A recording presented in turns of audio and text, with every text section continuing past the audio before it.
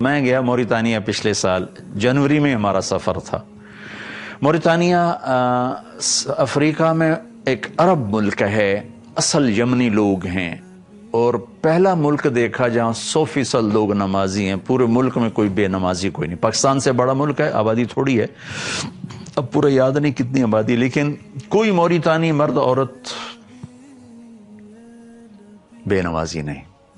اور وہاں کے علماء، کوئی عالم کتاب سے نہیں پڑھاتا، زبانی پڑھاتا ہے۔ اتنا علم مضبوط ہے، سب فقہ مالکی کے ہیں، زبانی پڑھاتے ہیں، جو پڑھانا ہے زبانی پڑھاتے ہیں۔ میں تو دیکھ کے حیران ہو گیا۔